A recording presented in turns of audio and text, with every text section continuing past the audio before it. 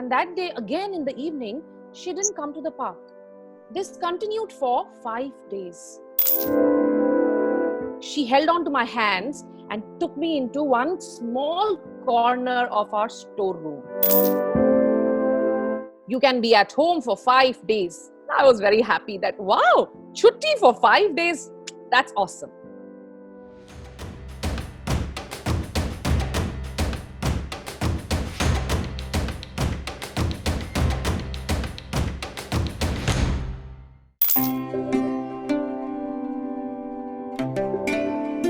It takes a lot to share personal stories. So this is a story from, I think, 32 years ago. As Dev Jani said that there's no once upon a time, there's no long time ago. But my story starts with almost 32 years ago when I was just 12 years old. I was in class 6. And the only thing I would look forward to in a day's time was 6 p.m. घड़ी की सुई जब 6 बजाएगी मैं सिर्फ वही कभी का इंतजार करती थी. You know why? Because 6 to 7 was a time when I was allowed to go to the park and play with my gang of friends. Those 6 friends, and we still are a gang, we still are like very close to each other, but we would all look forward to go to the park at sharp 6 and spend that 1 hour doing what we wanted to do. And although the time was 6 to 7, but we would easily stretch it up to 7:30, 7:45, till our respective mothers would scream from the bottom of their hearts to, for a call. Yes, it's time for you to come back. And then we would realize that, yes, bhago, abhi ghar jaane ka time ho gaya hai. So that time was very precious, and our gang was, we had Tina, we had Himanka, Priyanka, Sunaina, Maria, and myself. And these were just, these are the names of those 6 friends who are still there in my life. One evening, when we reached there and we were all there, we realized that Maria didn't show up. We waited for 10-15 minutes and she was still not there, which was pretty unusual because as our gang, we were very thrilled. And if anyone was missing out on the park, we would always discuss it in the school that very day. So that very day, Maria didn't turn up and we were all very surprised and we were almost very angry that why is she not turned up. But, 32 years ago, there were no cell phones. We didn't even have regular phones. So we could not get connected to any of our friends. And we were also not allowed to go to our friends' home. The only way we could find out why Maria didn't turn up was the next day when we would meet up in the school. So we waited. We reached school next day morning and we realized Maria had still not come to school. And that day, again in the evening, she didn't come to the park. This continued for 5 days. And on the 6th day, she came. And that day, we were in no mood to play. We just encircled her and we pounced on her. A, we were curious. B, we were very, very angry. And C, we were also worried that if anything could have gone wrong with our dear friend Maria. But when we pounced and started questioning, Maria looked around like this. Once again. And very, very sheepishly, she almost whispered, "Finally, I got that." She said, "Finally, I got that," in a whisper manner. And all our friends, they gave a very sad look to Maria, looked down, as if they were very disappointed. And they said, I was the only dumb-headed one who didn't understand what were they saying.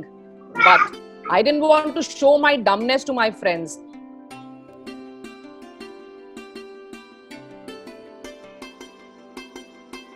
Yeah. Okay. So I just rushed back home and I went up to my mother and I asked her that, "Mama, what does this phrase mean that finally I got that?"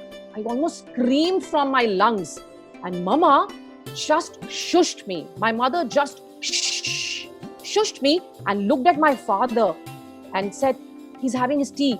She held on to my hands and took me into one small corner of our storeroom. I vividly remember we had this little storeroom and she took me to that storeroom And that is where, my friends, I was introduced to this so-called first time, the word periods. That is when she introduced me in just 1 or 2 minutes maximum. She told me everything in 2 flat minutes, and she related it to karma.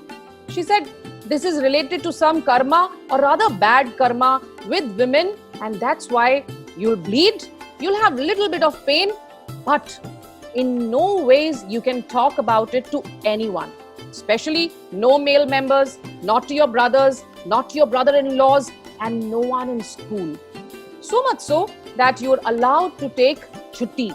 You can be at home for 5 days. I was very happy that, wow, chutti for 5 days, that's awesome. And as luck would have it, after a month, I finally got that. And I was like, oh, it's time. And with that started the barrage of restrictions. It's a long list. The first one, I can't go to the kitchen. The second one, I couldn't go to my own temple.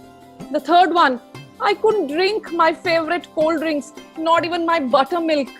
The fourth one, I couldn't play or run around. I couldn't even pluck lemons from my own garden. Neembu bhi nahi tod sakti thi main. So the list was long. My mother told me that because this is related to karma, if you try to do any of these things, something will happen. If you will drink lassi, your stomach will have rumbling. If you will go to the temple, your own Ma Durga will curse you. If you pick up achar, the whole achar will go bad. And so on, so forth. I was a poor, curious child. That month I didn't do anything. But next month, when again I got that, I was very curious. I accidentally stepped into the kitchen. I purposefully picked up achar. I intentionally went into the temple. I wanted to see if the lassi or the achar is doing anything to me. And I realized that my stomach was all okay. And even my favorite Ma Durga was not cursing me at all. So I was completely in this firm belief that was nothing but sheer myth. And I grew up with that belief that it was nothing but a myth. And I told myself, I promised myself that if ever I get a daughter in my life, I am going to train her exactly in the opposite manner. I'll teach her that menstruation is a blessing. I'll teach her being a woman is powerful. I'll not give her any of these myths or any of these restrictions, but I'll set her free. And today, when I speak to all of you, I feel extremely proud that I have a daughter who's turned 12 this year, and she herself has her menstruation stories. She was introduced to menstruation when she was not even 8. At around 7.5, she was introduced to, yes, menstruation and not periods or chums or anything. And she has her own share of stories. I won't tell all of them, but I'll tell you just one, that when she was just 9, there was a girl who was menstruating, and my daughter had still not started menstruating. But that girl, when she was going and she accidentally dropped her sanitary napkin, and the whole class started to laugh. That was the time when my daughter got up, picked up that sanitary napkin, just quietened the whole class and went with that girl. And that was when she was not menstruating. She just recently started her menstruation last month during lockdown, and we had always thought that, we'll celebrate her onset of menstruation in a big way. So we did that. We celebrated it with the chocolates, ice creams, and whatever she wanted. And just to show her that being a woman is a celebration in itself. Period blood is not gross. Period blood is pious. And as Priyanka has rightfully said, that P for positive and P for periods.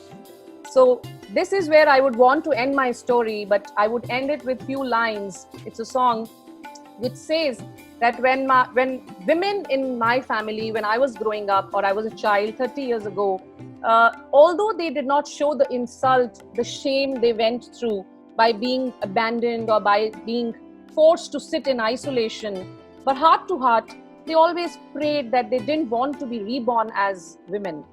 But today, very proudly, I want to say अगले जन्म मोहे बिटिया ही कीजो. And I would leave you all with these few lines.